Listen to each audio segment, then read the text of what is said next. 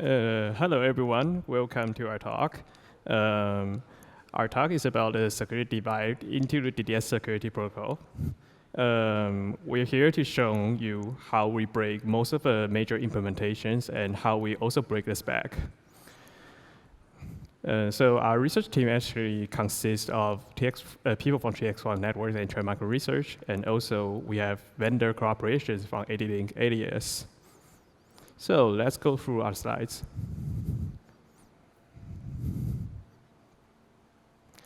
So some of you might already know what is DDS, and in case some don't, let's give you a quick overview of what is DDS. DDS is basically a protocol with publisher and subscriber model, and it's been used in numerous applications, and you might as well already been using it without your knowledge. For example, there's an operating system used by robots called Rust2. It runs on DDS by default. And where is it being used? Well, DDS is being used in multiple applications, such as transportation and autonomous vehicles. For transportation, as an example, we've seen many autonomous vehicles using DDS for ECU intercommunications. And some vendors have been selling it to some high-speed trains. And for robots, like I said before, Rust2 uses DDS by default. And it's being used in aerospace and also healthcare, especially we've seen usage from GE Healthcare. And defense sector, for example, the C4ISR from a particular military uses DDS. And we've seen usage in missile silos, unmanned aerial vehicles, and missile launchers, even naval missiles. And let's have a quick overview about how to talk into each other in DDS. This is an example, maybe in a factory, like you have a sensor and you want to talk to a control app. So you want to implement a publisher on the sensor and a subscriber on the controller. Then you should define something called a topic to define the message types. And the message types can be very complex and can even contain binary data like this. And most of the DDS implementations, they are configured with XML files.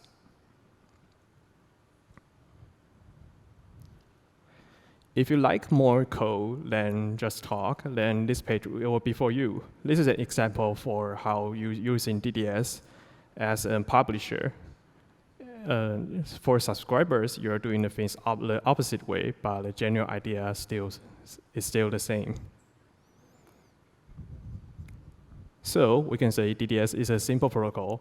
It has publisher and subscriber models. And our research focus on DDSI RTPS. I emphasize on the word RTPS is because DDS can work over many mediums, such as using DDS over CAN bus. As long as the underlying layers are provided, you can use DDS on it. So let's go through the journey of our analysis. Well, what's wrong with DDS? I must say that something must have gone wrong, otherwise I wouldn't be here and talking to you. So in this research, we actually evaluated against 6 major DDS implementations, and we somehow broke them all, and we also broke the specification in the process. And in the beginning of our research, we actually thinking about what we want to see and what we want to find in this research. So we're looking for protocol specification bugs. It's because when you broke the spec, you broke all of the implementations. And for remote call executions, it's pretty obvious because you can take over devices remotely using this. And for denial of service vulnerabilities, well, because DDS is mostly used in time-sensitive applications, so any breakage will result in great impact. For leakage for key materials, we're looking for something similar to Heartbleed. because that would enable us to extract secrets from the other side. And for outdated dependencies, because we already know that ICS people, they really don't like to patch, so there's a great possibility that they will use something very old and allows us to exploit it. And for our impact, we actually found multiple vulnerabilities across these 6 major implementations, such as buffer overflow attacks, resource exhaustion, and denial of service. And our research actually made a pretty loud bang even before we gave the talk first time in Black Hat, because we have an advisory from ICS CERT.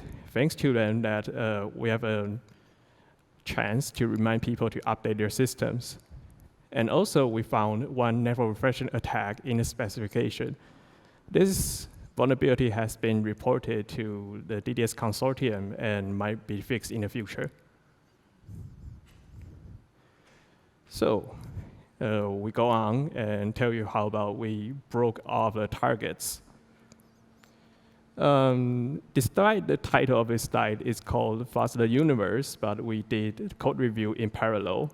Well, but that DDS implementation, they tend to be very big and complex, so we initially thought that code review would be pretty useless, but it has proven otherwise.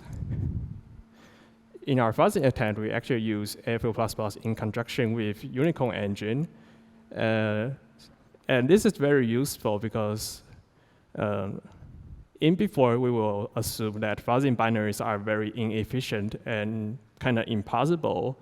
But with this combination, we can fuzz even closer binaries and retain control over program state while retaining instrumentation abilities, so we can completely fuzz and binary program. And in our fuzzing campaign, we focus on network stack issues, because network stack is the first place any network data goes in, and it's coming from an untrusted source, making it a great fuzzing target. And it's pretty obvious for deserializer and serializers, because we already know that humanity always failed to build a secure serializer. And for our fuzzing platform, in the process of this research, we unscientifically found out that using AMD machines can greatly save your time and your money. We somehow find out that using AMD machines are having like 2 times faster performance than fuzzing on Intel machines. However, we did not go deeper about the reason behind this in this research. And how do you find serializer targets? Well, you can use dynamic analysis to find out that how the function is being called and trying to mimic the functionality in your fuzzing campaign. Or you can use static analysis and to manually find for a couple of gimmicks while parsing the headers from the DDS. And how to find the parser?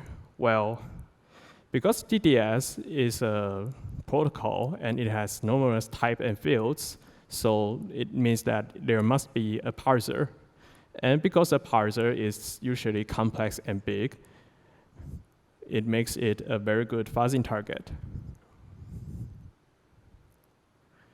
So very early on into our fuzzing campaign, we actually found out numerous vulnerabilities. So as shown here is actually one CV we reported to the vendor. This is a denial of service vulnerability. This is actually caused by this specific vendor which failed to implement input sanitization and also failed to implement a proper error handling scheme. So when you send this junk-looking material to this implementation, it will crash it immediately. And deeper into our fuzzing campaign, well, because we already know so much from the spec at that point, so sometimes you will just develop an instinct that you know you can break something by manually changing something. So in this case, we unfortunately broke the spec by changing this one. We did something very funny, such as changing ID around, changing bit fields around, changing length and port. And what we did is one time that we just turn on a dissector and see there's an IP address field. So we decided to change IP address to some random victims, such as using Google DNS as a victim. Then it turns out that we actually found a refactoring attack. It kind of scared us because we're using Google DNS as a test target at that time. This is a very bad practice. So please don't do so. But the result is pretty scary because we're thinking that we actually found an amplification attack. But however, after some precise measurements, we decided to not call it amplification attack because our amplification factor is pretty low compared to something like man crash and Redis. So we called it network reflection attack. And how did we find it? We just grabbed a valid payload from the network and paste it into Vim and change a couple of fields, send it back using pawn tools. Then we somehow broke the spec. So at that point, we know that we somehow found an issue across implementations because the spec doesn't call for any whitelisting in that field. Thus, it allows arbitrary IP to be filled in that field. So here's a list of results from our fuzzing campaign. And fortunately, most vendors have fixed it by now. And another approach in finding vulnerabilities is that we want to look for outdated dependencies. Like we said before, many DDS implementations, they use XML files for configuration. Well, the best way that you should use well-tested XML libraries. The okay way is that if you're a company, maybe your company name is Google or Apple, you have enough engineers, then you can re-implement your own XML library and test it very often. But the bad way is you should not use any unmaintained libraries because they often contain vulnerabilities. So it's pretty contrary to our thoughts because we thought the product shouldn't be doing something like using very old dependencies or even something like this. So for example, a vendor actually used a very old version of XML library, then changed the version number to something newer to make it more legit. We don't know the reason behind this, but it's pretty funny. So the results, we threw the XML files through the Ramdasa fuzzer and broke one of the implementations. And we achieved local code execution.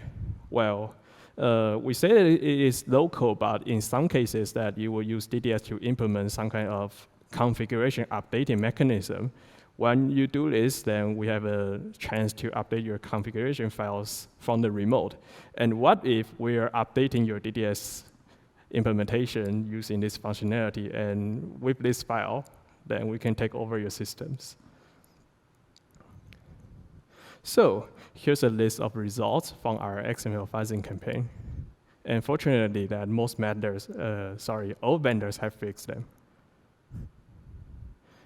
So let's quickly go through our conclusions. Some people might ask that most of the issues found are DOS and local code executions.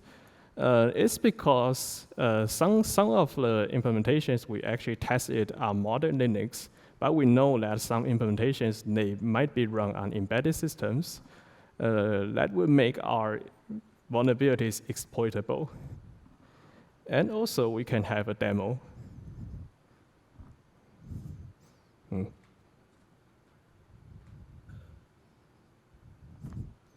I think the page back button isn't working. Also, my video is missing from the slide. So unfortunately, I will have to release the video later. So let's skip the video because I was having a video demonstrating that we use a denial of service attack against a turtlebot and ram it against some cuddly dolls. So anyway, how our finding makes impact? Well, because of our missing demo, one of the things missed its point. But however, in DDS networks, controlling one endpoint is enough to impact other endpoints. You can see this from the reflection of our missing demo.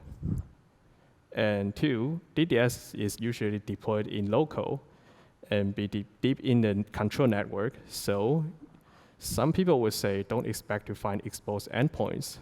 For exposed ROS2 instances, well, we've seen lots of people expose their ROS2 instances on the internet.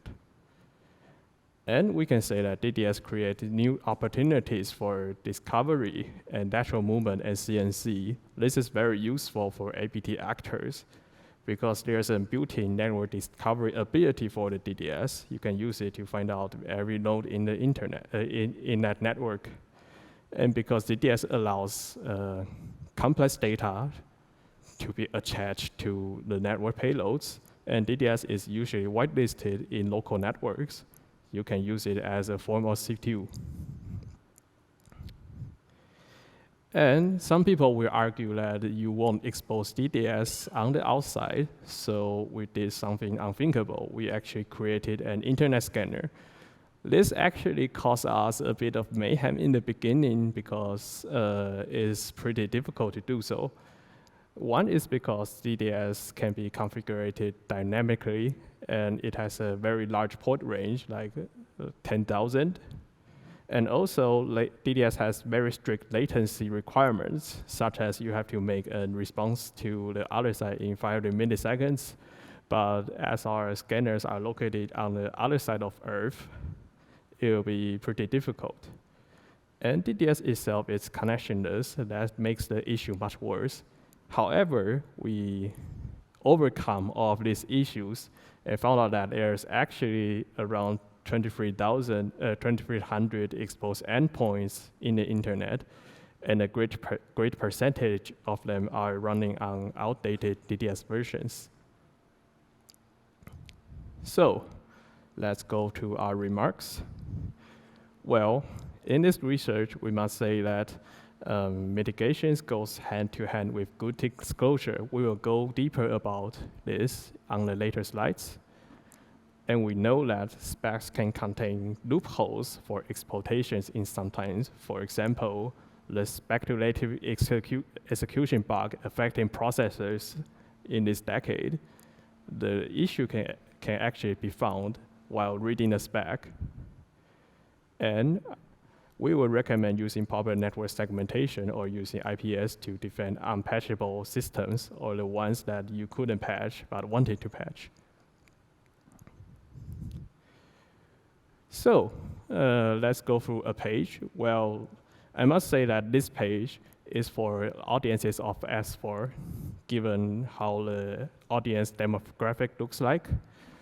In the beginning of this research, we actually approached vendors in a very friendly way when starting working on this project. We sent emails and even tried to talk to them in person and asked if you want to start a security research project on your product. So in the beginning, we actually explained to vendors that we're not here to do harm to them, and this will actually make them better in the long term. And how's that transparency paid back? So I must say that some implementations, some vendors, they are very friendly and even jump on the wagon and help us to break their own products.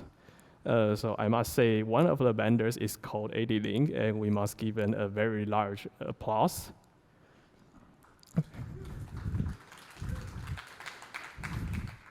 And some of the vendors, they never responded. They either never respond or they responded in a very bad way, which makes us very uncomfortable. For example, some of the vendors threatened us with legal actions. And some never responded, even when we found vulnerabilities in their products and reported them through our vendor, through our vulnerability broker, and even with ICS cert. And some vendors, they assume that by remaining their products in closed source binaries, they are sending out a black box, and they think that I'm only sending out binaries, so you couldn't do something funny to it. Thus, my product is secure. I call this hiding in the cave. But I say that as a researcher, we tend to think like hackers do. So we will eventually find a way to crack that cave and still break your product. So I must say, vendors, we need more cooperative security assessments. So that will conclude our talk. If you have any questions, please raise your hand or send email to this address. Oh, hello. You take question, yeah? Sure. So DDS, it stands for Data Definition Services, right? Yes. Okay. I guess my question would be, I haven't done a lot of fuzz testing, but Chris Sistrunk and Adam Crane and these guys, years ago, they focused on DNP3, and they hacked it up pretty good, and exposed a lot of stuff on it. And I'm in love with the publish and subscribe model. I think it's the right thing for control systems. I'm discouraged to hear that DDS has these kinds of problems. So I guess my question would be, out of all the protocols you've looked at, which one would you say is the most secure? Because DDS, out of the pub-sub world, they are the first ones that I know of that actually wrote a security spec called DDS Secure, right? That's probably the one that you found some holes in, maybe, right? So I guess my question is, what's the best protocol out there? HTTPS? Which one has been beat on the most, and what will it take to make DDS a more secure product, in your opinion? So I think that's a very good question, but I must say that we should not be thinking this way. We should be thinking about how do you protect the unprotectable. You should assume that your infrastructures will somehow come under attack in one day. So how would you against it? So instead, by blocking the fire outside your forest, you actually allow the fire to get into your forest, but you still retain a control of how big the fire will go. This would be my suggestion. Well, but even I thought they were one of the first ones that did what you would call kind of a zero trust model, MTLS. And so if they've really implemented that well, how, you prove identity, you do encrypted traffic along your topics, but it's still broken. But were you testing clear text protocol DDS or not? So our research is actually not against the DDS security protocol, but because DDS security requires you to do a handshake with ordinary DDS in the first place, right. So our research will still somehow break DDS security, but not directly. Okay. Excellent, thank you. So any more questions? Yeah. So my question is, when you broke the spec, thanks for not cutting off my head there. When you broke the spec, is there a way that library vendors can take action now to prevent that vulnerability from being used, or does it require changes to the standard in order to fix? Oh, that's another very good question. So for the first one, the spec will actually be fixed in the next version. And as our assessments goes, that some implementations, they are more resilient to this spec attack because maybe they're more cautious in creating their own implementations. But for now, because the spec hasn't been updated yet, so most vendors, they have to actually not adhere to the spec in order to fix this issue. Okay, thank you. One last question. Can you describe your demo? Because was it a robot? Yeah, so what did the robot do? I'd like to hear what happened. Oh, so we're actually simulating a scenario that you have a car, and you have a LiDAR on it, and the LiDAR will detect obstacles in the front. And when it detects obstacles in the front, it will send a payload telling the wheels to stop. But we take out this path in the process, so the car will fail to stop and ram into maybe other human beings.